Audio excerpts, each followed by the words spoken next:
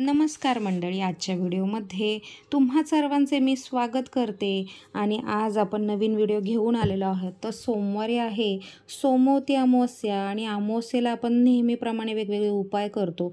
तर आजच्या जो उपाय मी सांगितला आहे तो शेवटपर्यंत व्हिडिओ स्किप न करता पहा. चॅनलवर नवीन असाल तर सबस्क्राईब करा आणि बेल आयकॉन देखील प्रेस करा, म्हणजे जे नवीन व्हिडिओ येतात त्याचं नोटिफिकेशन तुमच्यापर्यंत येईल आणि कोणताही व्हिडिओ स्किप होणार नाही.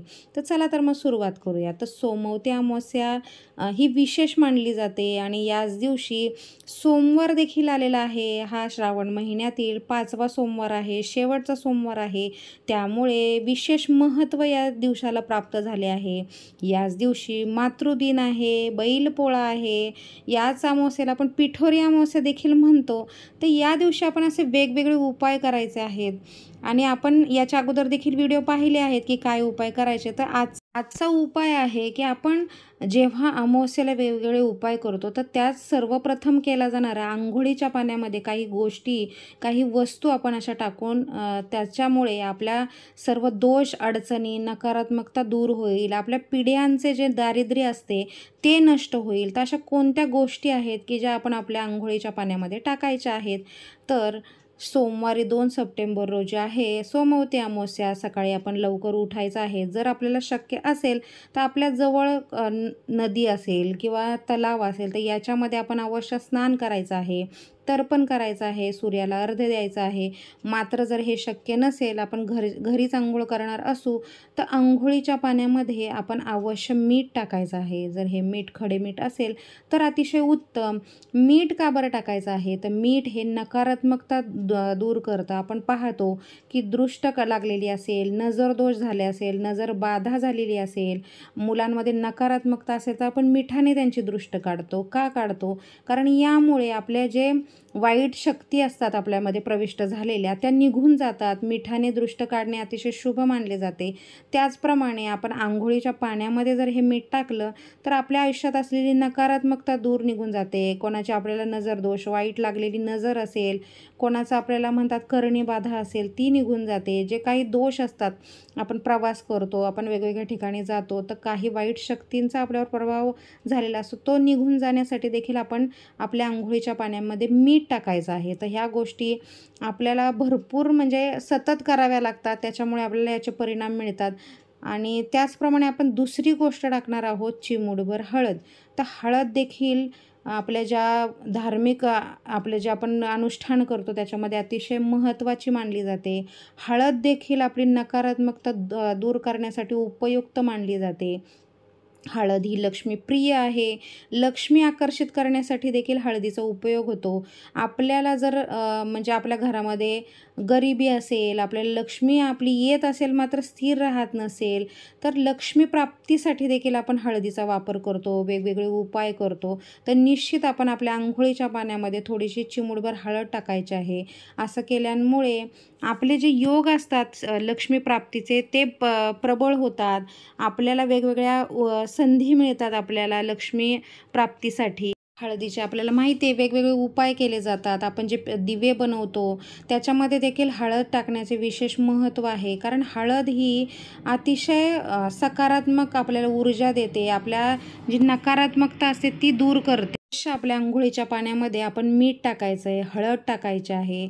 आणि त्याच्यानंतर आपण तिसरी गोष्ट टाकणार आहोत की अमावस्या आहे. अमावस्येच्या दिवशी आपण पितृंना खुश करण्यासाठी अतिशय गोष्टी करतो. पितृंना आपण खुश करतो, त्यांचे आशीर्वाद मिळवतो आणि आपला जो पितृदोष आहे तो दूर करण्यासाठी देखील आपण वेगवेगळे उपाय करतो. रात्रीच्या वेळी आपण पितृंसाठी विशेष दिवा लावतो, त्याच्यामध्ये आपण मोहरीचं किंवा तिळाचं तेल वापरतो. त्याच्यानंतर दान करतो. गरिबांना या दिवशी केलेलं दान अतिशय महत्त्वाचं आहे. आपल्याला यथाशक्ती जे जमेल ते दान आपण अवश्य या दिवशी करायचं आहे. त्याचप्रमाणे या दिवशी आहे शिवशंभूंचा 5वा श्रावणी सोमवार, तर त्यांची यथासांग पूजा करायची आहे. पितृदोषासाठी देखील शिवपिंडीवर आपण या दिवशी पाण्यामध्ये मिक्स करून काळे तीळ अर्पण करायचे आहेत. काळे तीळ हे पितृदोष दूर करतात. आपल्याला ज्या मुळे काही त्रास होत असेल, काही आपल्याला समस्या येत असतील तर निश्चित आपण शिवपिंडीवर देखील पाण्यात काळे तीळ मिक्स करून वाहायचे आहे. त्याचप्रमाणे आपल्या अंघोळीच्या पाण्यात देखील थोडेसे काळे तीळ टाकायचे आहे. याच्यामुळे आपल्या हातून जे काही वाईट कृत्य झाले असेल त्याचा आपल्या म्हणजे जे आयुष्यात नकारात्मक परिणाम होतो तो दूर होतो.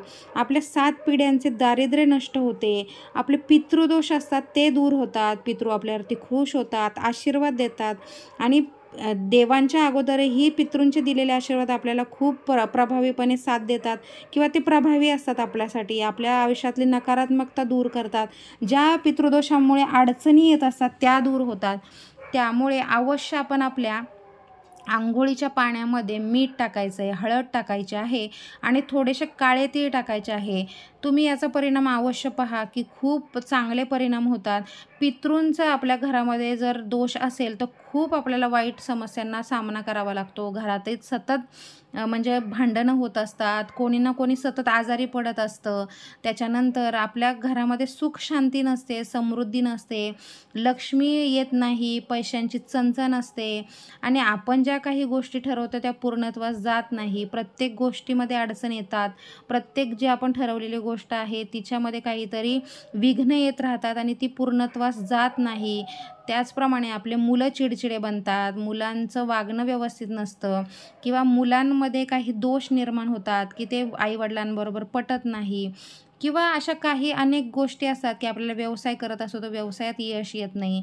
नोकरी असेल तर नोकरीत आपल्याला यश येत नाही किंवा आपल्याला प्रमोशन होत नाही आणि आपण सतत नैराश्यामध्ये जगत असतो. तर नैराश्य दूर करण्यासाठी, आपल्या आयुष्यात आनंद येण्यासाठी, सुख समृद्धी समाधानासाठी आपण अवश्य हे छोटे छोटे जे उपाय असतात ते करायचे आहेत. त्याचबरोबर अमावस्येच्या दिवशी केले जाणाऱ्या दानाला देखील महत्त्व आहे. या दिवशी जर आपण काळे तीळ दान केले तरी आपल्याला पितृदोषातून आपलं म्हणजे आपला पितृदोष दूर होतो. या दिवशी आपण मीठ देखील दान करू शकतो. कोणाला जर आपण गरीब व्यक्तींना आपण काही वस्तू देणार असून त्याच्याबरोबर मीठ दिलं तरी चालू शकेल. त्याचबरोबर आपल्याला सर्वात म्हणजे आवश्यक असतं घरामध्ये लक्ष्मी स्थिर राहणं, लक्ष्मी प्राप्ती, लक्ष्मी येणं. तर या दिवशी आपण लक्ष्मी प्राप्तीसाठी देखील वेगवेगळे उपाय करतो. त्याचप्रमाणे आपण पिठाचे दिवे असतात, वेगवेगळ्या पिठाचे दिवे ते लावून देखील आपले हे दोष दूर करतो. त्याचप्रमाणे एक अवश्य पितृंसाठी दिवा लावायचा आहे. तो चौमुखी असेल तर उत्तम, नसेल तर आपण एक साधा पिठाचा दिवा बनवायचा आहे. तो 2 वातींची 1 वात करून त्याच्यामध्ये तेल टाकून त्याच्यामध्ये थोडेसे काळे तीळ टाकून तो प्रज्वलित करून दक्षिण दिशेला तोंड करून अवश्य लावायचा आहे.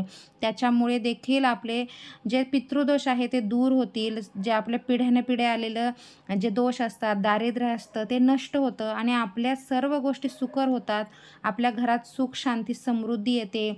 आपली जे लक्ष्मी येण्याची किंवा लक्ष्मी येण्याची ज्या अडचणी असतात, अडथळे असतात ते दूर होतात आणि आपलं घरामध्ये गोकुळ नांदतं. तर अशा प्रकारे सोमवती अमावस्येला आपण अंघोळीच्या पाण्यामध्ये या 3 वस्तू टाकायच्यात आणि तुम्ही निश्चितच त्याचा तुम्हाला चांगला परिणाम जाणवेल.